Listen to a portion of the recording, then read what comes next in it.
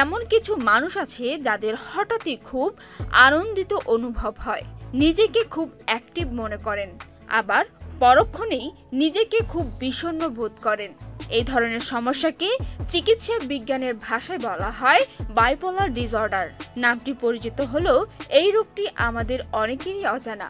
কিন্তু প্রশ্ন হলো, কারা এই রোগে আক্রান্ত বা কিভাবে বুঝবেন আপনিও এই রোগে আক্রান্ত কিনা?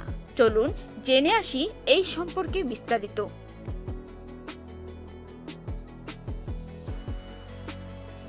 নারী পুরুষ উভয়ই এই রোগে আক্রান্ত হওয়ার সম্ভাবনা থাকে। সাধারণত তরুণ বয়সে এই রোগের লক্ষণ শুরু হয়, তবে যে কোনো বয়সেই এই রোগ দেখা দিতে পারে।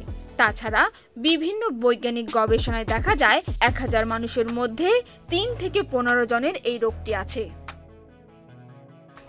যেভাবে বুঝবেন আপনি এই রোগে আক্রান্ত কিনা: নিজের মধ্যে খুব অশান্তি বোধ করা, হতাশা, মন খারাপ, এমনকি বিনা কারণে কান্নাকাটি করতে ইচ্ছা করা, নিজের মধ্যে আত্মবিশ্বাস কমে যাওয়া, নিজেকে হীন, তুচ্ছ ও অকর্মণ্য মনে করা, বারবার আত্মহত্যার চিন্তা করা, ভুলে যাওয়া, নিজেকে দোষী ভাবা, এছাড়াও শরীরের বিভিন্ন স্থানে ব্যথা সহ শরীরে জ্বালা পোড়া করা, ওজন কমে যাওয়া বা বেড়ে যাওয়া, খুব ভোরে ঘুম ভেঙে যাওয়া বা কখনো অতিরিক্ত খিদে লাগা, হঠাৎ করে রেগে যাওয়া, উত্তেজিত হয়ে অন্যকে আঘাত করা বা ভাঙচুর করা এই রোগের প্রধান লক্ষণ।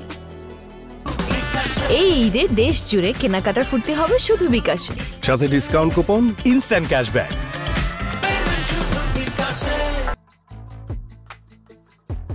বিশেষজ্ঞরা জানিয়েছেন, বাইপোলার ডিসঅর্ডারে আক্রান্তদের আত্মহত্যার ঝুঁকি সাধারণ মানুষের তুলনায় 15 থেকে 20 গুণ বেশি থাকে এবং এদের অর্ধেকের বেশি মানুষ অত্যন্ত একবার আত্মহত্যার চেষ্টা করে।